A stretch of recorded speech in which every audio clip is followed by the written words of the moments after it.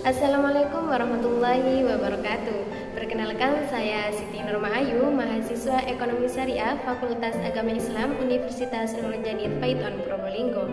Pada kesempatan kali ini saya akan memaparkan sedikit tentang ekonomi internasional yang merupakan salah satu tugas dari mata kuliah Ekonomi Internasional yang diampu oleh Bapak Haji Tamiwijaya SEMH. Ekonomi internasional. Setiap kegiatan ekonomi mempunyai tujuan yang sama, yakni untuk mencapai kemakmuran. Salah satu cara yang ditempuh yaitu melalui perdagangan baik interregional maupun internasional. Secara umum, ekonomi internasional diartikan sebagai bagian dari ilmu ekonomi, yakni mempelajari dan menganalisis mengenai transaksi dan permasalahan ekonomi internasional, ekspor dan impor, meliputi perdagangan, keuangan atau moneter, serta organisasi dan kerjasama antar negara. Juga mempelajari tentang seberapa banyak sumber daya langka yang dialokasikan untuk memenuhi kebutuhan hidup manusia dalam ruang lingkup dunia. Sebagai bagian dari ilmu ekonomi, maka permasalahannya juga sama seperti ilmu ekonomi, yakni permasalahan kelangkaan produk dan pemilihan produk. Ekonomi internasional ini juga mencakup beberapa aspek, yakni aspek mikro maupun aspek makro. Teori perdagangan internasional. Secara khusus, ekonomi internasional di sini membahas mengenai teori perdagangan internasional, neraca pembayaran, pasar valuta asing, serta makroekonomi perekonomian terbuka. Menurut Salvatore 2014, teori ekonomi internasional dibagi menjadi 4 teori. Yang pertama, teori murni perdagangan internasional. Teori ini membahas mengenai dasar terjadinya perdagangan barang dan jasa antar negara beserta keuntungan-keuntungan yang terjadi di dalam perdagangan. Yang kedua, teori kebijakan perdagangan internasional. Teori ini mempelajari alasan dan akibat timbulnya pembatasan-pembatasan terhadap arus bebas atau liberalis di dalam perdagangan. Kemudian yang ketiga yaitu neraca pembayaran. Neraca pembayaran di sini yaitu mencatat pembayaran agregat atau total kepada negara lain dan penerima agregat dari negara lain di dunia. Hal ini mengenai pertukaran kurs suatu negara atau nilai tukar valuta asing dengan negara lain. Yang terakhir yaitu penyesuaian dalam neraca pembayaran. Teori ini membahas mekanisme penyesuaian terhadap keseimbangan neraca dan pembayaran di bawah sistem moneter internasional yang berbeda.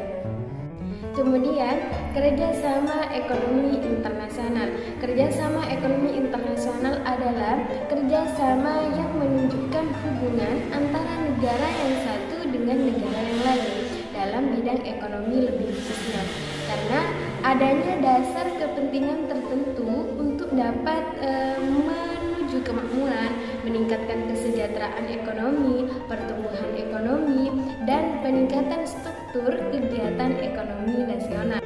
Dalam melakukan kerjasama pasti ada dampak dan juga ada manfaat yang dirasakan oleh pelaku kerjasama, apalagi ruang lingkupnya internasional. Adapun manfaat yang pertama yaitu meningkatkan perekonomian antar negara, meningkatkan taraf hidup, saling mengisi kekurangan dan kebutuhan di bidang ekonomi, serta mempererat persahabatan antara negara. Kemudian dampaknya ada dampak positif dan juga ada dampak negatif. Yang pertama, meningkatkan daya saing, meningkatkan perekonomian dalam negeri, serta meningkatkan pendapatan negara, terutama devisa. Selanjutnya yaitu dampak negatif. Dampak negatif yaitu timbulnya eksploitasi sumber daya alam yang berlebihan dan pasar dalam negeri dikuasai oleh produk asing yang masuk ke dalam negeri. Bentuk-bentuk kerjasama ekonomi internasional. Bentuk kerjasama ekonomi internasional merupakan kerjasama yang terjadi antar negara. Berdasarkan bentuknya, kerjasama ekonomi internasional terbagi menjadi 4. Yang pertama, kerjasama ekonomi bilateral. Kerjasama ekonomi bilateral merupakan kerjasama yang terjadi antara dua negara yang saling membantu satu sama lain dalam bidang ekonomi. Biasanya, kerjasama ekonomi internasional ini sering dilakukan seperti pertukaran kedutaan besar dan kunjungan antar negara.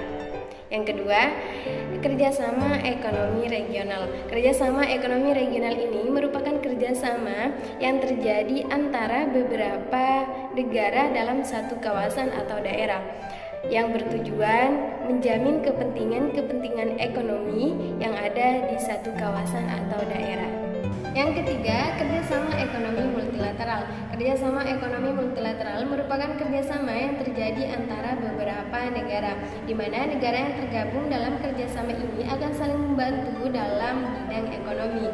Kemudian, kerjasama ekonomi multilateral tidak dibatasi oleh satu kawasan, jadi negara yang berada di luar kawasan pun juga bisa mengikuti kerjasama ekonomi multilateral ini. Yang terakhir yaitu kerjasama ekonomi antar regional. Kerjasama ini merupakan kerjasama yang dilakukan antara dua atau lebih lembaga-lembaga ekonomi regional. Kerjasama ini mencakup banyak negara yang tergabung dalam organisasi atau lembaga. Dan ini merupakan beberapa lembaga kerjasama ekonomi regional dan juga lembaga kerjasama ekonomi internasional. Yang regional ada ASEAN, AFTA, APEC, EEC, dan NAFTA, dan masih banyak lagi. Kemudian yang kerjasama ekonomi internasional, ada yang di bawah naungan PBB dan juga ada yang di luar naungan PBB. Yang di bawah naungan seperti IBRD, ILO, serta yang di luar PBB ada OPEC dan ada OECD. Perdagangan internasional. Perdagangan internasional merupakan kegiatan transaksi dagang antara negara yang satu dengan negara yang lain, baik mengenai barang maupun jasa, guna untuk memenuhi kebutuhan dalam negeri dan untuk mendapatkan keuntungan yang lebih. Cakupannya yaitu ekspor dan impor. Perdagangan internasional terjadi karena adanya manfaat yang diperoleh oleh masing-masing negara dari perbedaan permintaan dan penawaran produk dari masing-masing negara. Perbedaan dan permintaan yang terjadi karena adanya perbedaan harga, selera, serta pendapatan masyarakat. Teori perdagangan internasional. Pada dasarnya ada 3 teori yang menerangkan tentang timbulnya perdagangan internasional, yakni teori praklasik, teori klasik, dan teori modern. Teori praklasik ada merkantilisme. Merkantilisme merupakan suatu kelompok yang mencerminkan cita-cita dan ideologis kapitalisme komersial, serta pandangan politik kemakmuran suatu negara yang ditujukan untuk memperkuat kemakmuran suatu negara melebihi kemakmuran perorangan. Ada 2 ide pokok kebijakan merkantilisme ini, yaitu pemupukan logam mulia dan setiap politik perdagangan ditujukan untuk menunjang kelebihan ekspor di atas impor. Yang kedua yaitu teori klasik. Teori klasik terbagi menjadi 3. Yang pertama, kemanfaatan absolut. Teori ini berdasarkan variabel real bukan moneter. Yang kedua, kemanfaatan relatif. Teori ini menyatakan bahwa suatu negara menghasilkan barang, kemudian mengekspor dan mengimpor barang yang dimiliki. Yang ketiga, biaya relatif. Teori ini tentang nilai, yaitu sesuatu barang tergantung dari banyaknya tenaga kerja yang dicurahkan dalam menghasilkan atau memproduksi barang. Yang terakhir yaitu teori modern. Teori modern terbagi menjadi 1, yaitu faktor ketersediaan faktor produksi. Kebijakan perdagangan internasional. Kebijakan perdagangan internasional tiap-tiap negara tidaklah sama. Ada yang menganut kebijakan perdagangan proteksionis dan juga ada yang menganut kebijakan perdagangan bebas. Kebijakan perdagangan bebas merupakan kebijakan perdagangan yang menginginkan kebebasan dalam perdagangan, sehingga tidak ada rintangan dan halangan dalam melakukan arus produk dari dan luar negeri. Kebijakan ini berpedoman terhadap aliran klasik atau liberalis yang tidak menghendaki adanya rintangan atau hambatan dalam perdagangan internasional. Kemudian, kebijakan perdagangan proteksionis. Kebijakan ini malah membuat berbagai rintangan atau hambatan untuk menghalangi arus produk dari dan keluar negeri, bertujuan untuk melindungi industri di dalam negeri. Ya, kemudian sistem neraca pembayaran. Devisa merupakan alat pembayaran internasional yang mempunyai kurs resmi di Bank Indonesia atau Bank Sentral. Devisa dapat diartikan sebagai kurs valuta asing. Devisa juga mempunyai sumber dari perdagangan jasa, kegiatan ekspor, kegiatan pariwisata, dan masih banyak lagi. Adapun jenis devisa terbagi menjadi dua. Ada devisa umum yang diperoleh dari kegiatan perdagangan ekspor dan devisa kredit yang diperoleh dari pinjaman luar negeri. Kurs valuta asing. Menurut Hamdi dalam Putong 2010 bahwa valuta asing adalah mata uang asing atau alat pembayaran lainnya yang digunakan untuk melakukan atau membiayai transaksi ekonomi keuangan internasional dan yang mempunyai catatan resmi kurs dalam Bank Sentral atau Bank Indonesia. Sistem kurs valuta. Sistem kurs valuta dikelompokkan menjadi 4 bagian. Yang pertama yaitu kurs tetap. Kurs tetap adalah kurs mata uang yang ditetapkan oleh pemerintah dan tidak dipengaruhi oleh fluktuasi ekonomi atau permintaan dan penawaran. Yang kedua adalah kurs mengambang. Kurs mengambang adalah kurs yang ditentukan oleh mekanisme permintaan dan penawaran atau keadaan di dalam pasar. Yang ketiga adalah kurs stabil, kurs yang ditentukan oleh kebijakan pemerintah dalam melaksanakan kestabilannya. Dibagi menjadi dua, yaitu aktif dan stabil. Yang terakhir adalah kurs multiple, kurs yang digunakan dalam kurs jual beli, yaitu meliputi kurs jual dan meliputi kurs beli. Sistem pembayaran internasional. Sistem pembayaran internasional dapat dilakukan dengan beberapa cara. Yang pertama adalah cash in advance prepayment. Pembayaran ini dilakukan dengan menggunakan cek atau bank draft pada saat barang dikirim oleh eksportir atau sebelumnya. Yang kedua adalah open akun. Cara ini merupakan kebalikan dari cash, karena open akun ini adalah barang telah dikirimkan kepada importir tanpa disertai surat perintah membayar atau dokumen-dokumen lainnya. Yang ketiga yaitu commercial bills of exchange. Biasanya cara ini adalah umum digunakan karena pada saat ini surat yang ditulis oleh penjual yang berisi perintah kepada pembeli untuk membayar sejumlah uang tertentu pada waktu yang akan datang. Selanjutnya, private compensation adalah suatu metode pembayaran internasional yang dilakukan antara pembeli dan penjual dengan jalan melakukan kompensasi penuh atau sebagian utang piutang. Yang terakhir adalah letter of credit. Dalam cara ini, dalam melakukan cara letter of credit, wesel tidak ditarik kepada bank, bukan kepada importir, sehingga transaksi yang dilakukan akan lebih terjamin. Neraca pembayaran. Neraca pembayaran adalah catatan sistematis mengenai semua transaksi ekonomi antara penduduk suatu negara dengan negara lain selama periode tertentu. Transaksi ekonomi yang dimaksud adalah pertukaran nilai barang atau jasa ekonomi atau pengalihan kekayaan penduduk suatu negara ke dalam negara lain. Neraca pembayaran juga membantu memberikan gambaran kepada pemerintah mengenai posisi internasional negaranya dan membantu merumuskan kebijakan moneter, fiskal beserta perdagangan. Adapun fungsi neraca pembayaran, di sini saya mencantumkan 5. Satu yaitu sebagai alat pembukuan, sebagai alat mengukur kondisi ekonomi, sebagai alat untuk memperoleh informasi rinci mengenai perdagangan internasional. Yang keempat, alat untuk membandingkan pos-pos dalam neraca pembayaran.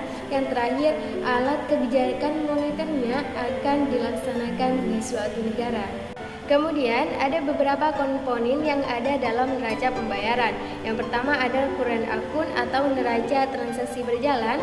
yang terdiri dari neraca perdagangan, neraca jasa, dan neraca transaksi. Transaksi ekspor dicatat sebagai transaksi kredit atau positif karena menghasilkan devisa, sedangkan transaksi impor dicatat sebagai transaksi debit atau negatif karena mengeluarkan devisa. Yang kedua yaitu balance of trade atau neraca perdagangan. Dalam neraca ini dicatat seluruh transaksi ekspor dan impor barang dengan ketentuan-ketentuan yang ada di dalamnya, yaitu transaksi kredit atau positif. Yang ketiga yaitu service akun. Service akun atau neraca jasa ini transaksi yang dimasukkan ke dalam neraca jasa adalah seluruh transaksi ekspor dan impor jasa meliputi pembayaran bunga, biaya transportasi, biaya asuransi, jasa, TKI, TKW, dan turis. Yang keempat, unilateral akun atau neraca transaksi sepihak. Neraca ini merupakan transaksi sepihak yang umumnya terdiri atas bantuan sosial yang diterima atau diberikan ke luar negeri atau dari luar negeri tanpa kewajiban untuk membayar. Yang kelima yaitu kapital akun atau neraca modal. Kapital akun terdiri atas ekspor dan impor modal baik jangka pendek maupun jangka panjang. Kemudian penjumlahan saldo kurang akun ditambah saldo transaksi ekspor dan impor modal jangka panjang. Dan transaksi impor dicatat sebagai transaksi kredit atau positif, sedangkan ekspor modal dicatat sebagai transaksi debit atau negatif. Kemudian yang terakhir yaitu reserve akun atau perubahan cadangan devisa, yaitu neraca yang menunjukkan perubahan cadangan saldo devisa yang diperoleh dari tahun yang bersangkutan. Garis besar transaksi pembayaran internasional atau luar negeri meliputi pos-pos dasar suatu negara yang 6 ini. Yang pertama yaitu transaksi dagang adalah semua transaksi ekspor dan impor barang atau jasa-jasa. Kemudian yang kedua adalah transaksi pendapatan modal. Transaksi ini adalah semua transaksi penerimaan atau pendapatan yang berasal dari penanaman modal luar negeri serta penerimaan pendapatan modal asing di negeri. Yang ketiga yaitu pendapatan unilateral. Pendapatan unilateral ini merupakan transaksi satu arah, artinya tidak menimbulkan kewajiban untuk membayar atas barang yang diberikan atau dihadiahkan. Yang keempat yaitu transaksi penanaman modal. Transaksi ini yaitu semua transaksi yang berhubungan dengan jual beli saham dan jual beli perusahaan antara satu penduduk dengan penduduk negara lain. Yang kelima yaitu transaksi utang piutang jangka panjang dan jangka pendek. Jangka panjang yaitu pembayarannya lebih dari 1 tahun, sedangkan yang jangka pendek pembayarannya kurang dari 1 tahun. Yang terakhir yaitu transaksi lalu lintas moneter. Transaksi lalu lintas moneter ini adalah pembayaran terhadap transaksi pada kuren akun dan investment akun.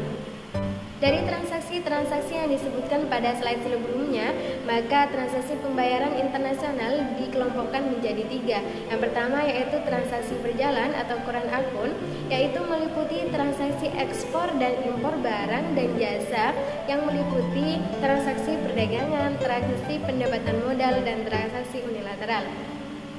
Yang kedua yaitu neraca modal. Neraca modal ini menunjukkan perubahan dalam harta atau aset suatu negara di luar negeri dan aset asing di suatu negara, yaitu meliputi neraca penanaman modal asing, transaksi utang piutang jangka panjang serta jangka pendek. Dan terakhir adalah selisih yang belum diperhitungkan. Selisih yang belum diperhitungkan merupakan rekening penyeimbang apabila nilai transaksi tidak seimbang antara nilai kredit dan nilai debit. Mungkin itu saja yang saya dapat sampaikan dan jelaskan. Semoga bermanfaat dan dimengerti. Mohon maaf yang sebesar-besarnya apabila ada salah kata. Wassalamualaikum warahmatullahi wabarakatuh.